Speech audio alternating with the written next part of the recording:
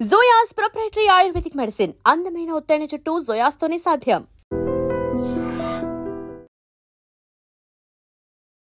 Welcome to iDream news. This is Pavan. So present అయితే జూబ్లీ హిల్స్ ఉప ఎన్నికల పోరులో విస్తృతంగా 3 పార్టీలు ప్రధానంగా వినిపిస్తున్నది బీజేపీ, బీఆర్ఎస్, కాంగ్రెస్. వీళ్ళు ముగ్గురు ప్రచారంలో అయితే విపరీతంగా ప్రచారం చేయడం జరుగుతుంది. సో ప్రస్తుతం మనం లంకాల దీపక్ రెడ్డి గారి దగ్గర ఉన్నాము. ప్రజలు ఎలా స్పందిస్తున్నారు ఏంటి అనే విషయాన్ని సార్ మాటల్లోనే అడిగి తెలుసుకుందాము. ముఖ్యంగా ఇక్కడ సమస్యలు ఏంటి, వాళ్ళు ఏ నినాదంతో ముందుకు వెళ్లి ఓట్లు అడగడం జరుగుతుంది అనే విషయాన్ని అయితే అడిగి తెలుసుకుందాము. సార్ నమస్తే సార్. సార్ ఎలా ఉంది సార్, మెయిన్ గా ప్రజల్లో స్పందన ఎలా ఉంది? మీరు నాకు తెలిసి కొంచెం ఫాలో కూడా అయినట్టున్నారు, మీరే చూస్తున్నారు. ఇంతకు ముందు వచ్చినప్పటికి ఇప్పటికి చాలా డిఫరెన్స్ ఉన్నది. నేను లాస్ట్ ఎలక్షన్స్ కి ఇప్పటికి వాళ్ళే బయటకు వచ్చి మీకు సపోర్ట్ చేస్తామని చెప్పడం జరుగుతున్నది. ఇది ఎందుకు అనేది అంటే సింపుల్ రీజన్. గత 10 ఏళ్ల నుంచి ఆయన ఉండే ఎమ్మెల్యే, ఇప్పుడు 12 ఏళ్ల నుంచి దగ్గర ఆయన ప్లస్ రూలింగ్ లో ఉండే, ఇప్పుడు వచ్చి 2 ఇయర్స్ గవర్నమెంట్ వాళ్ళు ఉండే కాంగ్రెస్ వాళ్ళు ఉన్నారు. ఎక్కడ గొంగడు అక్కడనే డెవలప్మెంట్స్ అనేది, ఎక్కడ నీకు డ్రైనేజ్ అక్కడనే ఉంటుంది, ఇక్కడ వాటర్ ప్రాబ్లం అక్కడనే, ఇక్కడ కరెంట్ ప్రాబ్లం అక్కడనే. ఓన్లీ మతాన్ని అడ్డం పెట్టుకొని ఓట్లు సంపాదించుకోవాలని చూస్తున్నారు వాళ్ళు. అందుకే ఒక ఆయనకి మినిస్ట్రీ ఇస్తారు, ఒకటేమో ఇక్కడ కబ్రస్థాన్ ఇస్తారు. ఇది ఎంతవరకు కరెక్ట్ అని ప్రజలు ఆలోచించాలి. భారతీయులు అందరూ కూడా ఆలోచించవలసిన విషయం ఏంటంటే, ఓన్లీ ఒక వర్గం దగ్గర నుంచి ఓట్లు సంపాదించుకొని డెవలప్మెంట్ చేయకుండా వదిలేద్దాం. ఈ జూబ్లీ హిల్స్ కాన్స్టిట్యున్సీని ఓట్లు ఆ విధంగా తీసుకుందాం, కానీ ఇక్కడ డెవలప్మెంట్ చేస్తే మనకు ఓటేయరని చెప్పేసి ఓవైసీ గారు చెప్పిన మాటలే ఇక్కడ నడిచాయి అంతే. డెవలప్మెంట్ కరేతో యాపే కోయి బి నయా ఆయేగా, కోయి డెవలప్మెంట్ కరేతో అమెరికానే కోయి నయా ఆయేగా అని చెప్పేసి వాళ్ళ స్కీమే అది.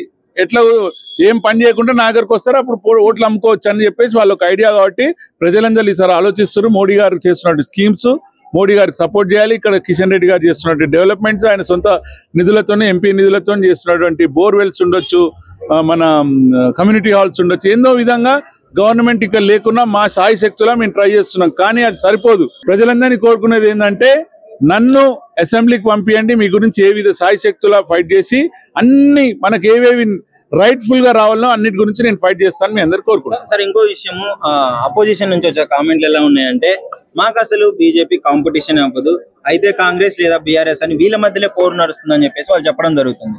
దాని మీద మీ అభిప్రాయం? ఇంతకుముందు సార్ అన్నారు హిందుగాళ్ళు బొందుగాళ్ళని, ఎట్లా బొందబెట్టిరో చూసిరాళ్ళని. అదే విధంగా ఇక్కడ కూడా అందరు కూడా ఆలోచిస్తున్నారు. బయటికి చెప్పరు ఇక్కడ హిందువులు, ఎందుకంటే వాళ్ళు ఆలోచిస్తున్నది ఓన్లీ మతపరమైన పాలిటిక్స్ ఇక్కడ నడుస్తున్నాయి. కాబట్టి డెఫినెట్లీ సార్ మనం చేసుకుందాం అనే ఉద్దేశంతో ఉన్నారు. మైనార్టీ సోదరులు కూడా ఆలోచిస్తున్నారు, మా ఓట్లను ఎంఐఎం అమ్ముకుంటున్నది, ఈసారి నేను మోడీ గారి స్కీమ్స్ ఎక్కడ కూడా హిందువులకు ముస్లింస్ కానీ లేవండి, అందరికి ఒకటే విధంగా ఉంటాయి.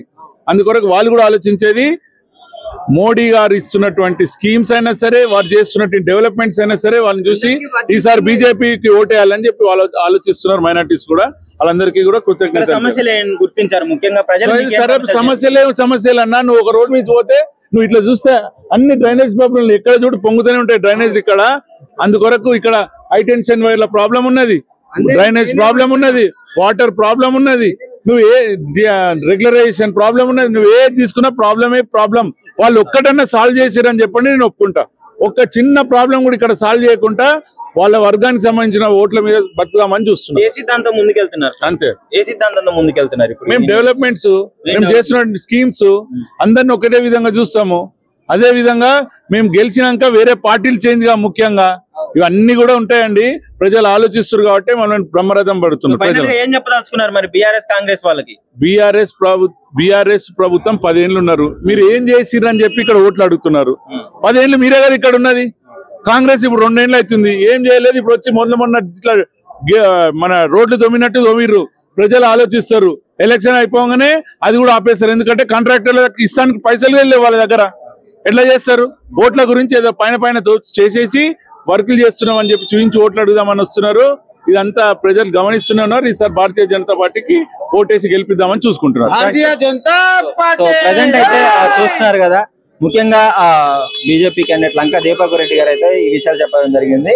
మాకు మత రాజకీయాల పార్టీలు తెలియదు, ఏం తెలియదు, మేమైతే ఒకే నినాదంతో ముందుకెళ్తున్నాము, ఇక్కడ అభివృద్ధి పదంగా వెళ్తున్నాము. కానీ ఆ పార్టీలు 10 ఏళ్ళు చేసినాయి, 2 ఏళ్ళ అధికారంలో కాంగ్రెస్ పార్టీ ఏం చేయలేదు అని ఆయన విషయం చెప్తూ ప్రజలు మాకు బ్రహ్మదండం పడుతున్నారు. గెలుపు మాదే అన్న కాన్ఫిడెన్స్ తో అయితే దీపక్ రెడ్డి గారు అయితే ఉన్నట్టు తెలుస్తుంది. నిజంగా ప్రస్తుతం ఉన్నటువంటి సమాజం దేనికి ప్రయారిటీ ఇస్తుంది? ఆర్థిక సంబంధాల చుట్టూ మాత్రమే తిరుగుతోంది. మళ్ళీ ఎన్నికలంగానే చాలా విరక్తి కలుగుతాను. మంచి అనిపిస్తుంది కదా, లేడీస్ కూడా ఛాలెంజింగ్ జాబ్స్ చేసినప్పుడు చాలా బాగుంటది. ట్రాఫిక్ అసిస్టెంట్స్ గా నియమించిన ట్రాన్స్జెండర్స్ అందరితో సాల్యూట్ చేయించుకుంటున్నారు. ఫుడ్ డెలివరీ ఇవ్వటానికి వెళ్ళినటువంటి డెలివరీ బాయ్ అనిల్ పై కళ్ళ ముందు